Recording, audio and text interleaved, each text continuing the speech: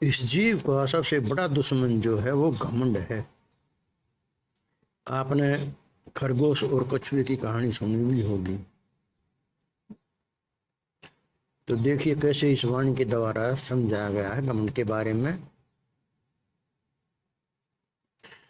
घमंड का सिर नीचा हो से मन को समझा ले, दास भाव से गुरु भक्ति कर राम नाम गुण गाले।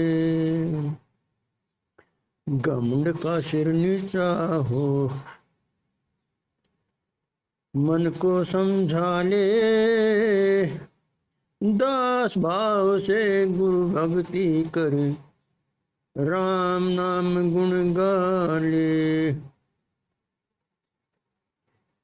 जिसने भी घमंड किया है उसी ने धोखा खाया, घमंड मनुष्य का दुश्मन है ये संतों ने फरमाया। नारद को भी यही घमंड था, मुझको ही माला डाले, घमंड का सिर नीचा हो से मन को समझा ले। घमंड में सब कुछ भुला दिया था उस हिरण्यकश्यप ने, जो भी सबसे बड़ा कहता अपने आप ने।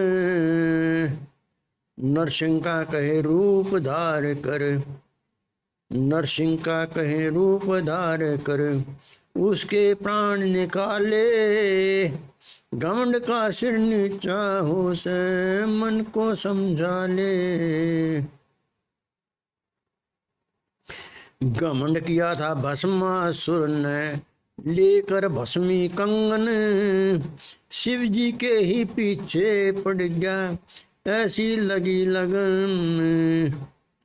मोनी के संग फिर लगा नाचने, मोनी के संग लगा नाचने, पड़े काल से पाले, घमंड का सिर नीचा हो से मन को समझा ले। ब्रह्मा विष्णु शिव जी तीनों घमंड दिए उकसाए, हम तीनों खाना खाएंगे नंगी हो उन्हें खिलाए। अनसुईया का सत्य बने फिर, अनसुईया का सत्य बने फिर लाज बचाने वाले, घमंड का सिर नीचा हो से मन को समझा ले। कछुए और खरगोश में कहते शर्त गई थी लाग, कौन सा लक्ष्य को पहले पाए शुरू करें चलो भाग।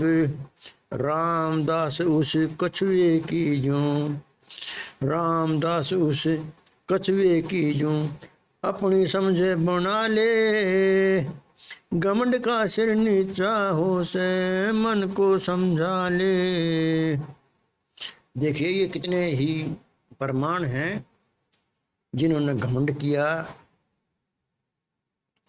सबसे पहले देखिए नारद को घमंड था कि भाई वो जो मोनी है उसको ही माला डालेगी, इसलिए बार बार वो जो है ना उचकता था कि भाई मेरे को माला डाली जाए। लेकिन जब उसको असलियत का पता लगा तो बेचारा पछताया और उसका घमंड चकनाचूर हो गया। ऐसे ही घमंड में जो ना हिरण्यकश्यप ने कह दिया था कि भाई मेरा ही नाम लिया करो, मैं ही सर्वे सर्वा हूँ, सभी कुछ भुला दिया उसने प्रकृति के नियम को।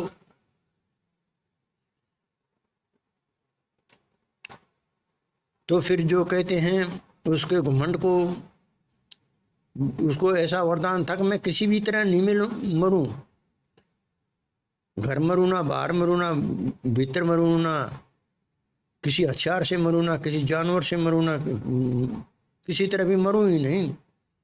तो नरसिंह का रूप धारण किया, जो ना ही तो पशु है ना ही मनुष्य है, और उसका पेट फाड़ दिया। इसी तरह भस्मासुर था, उसने बहुत तपस्या की और फिर उससे ही जो है शिव जी से ही उसको वरदान में भस्मी कंगन ले लिया, और भस्मी कंगन लेकर फिर शिव जी के पीछे पड़ गया, अकेशी को भस्म करूंगा और पार्वती को अपनी घरवाली बना लूंगा, पत्नी बना लूंगा, और मैं सर्वे सर्वा हो जाऊंगा। लेकिन जब विष्णु जी को पता लगा तो उसने मोहिनी रूप बनाया और उसके संग संग नाचना शुरू किया।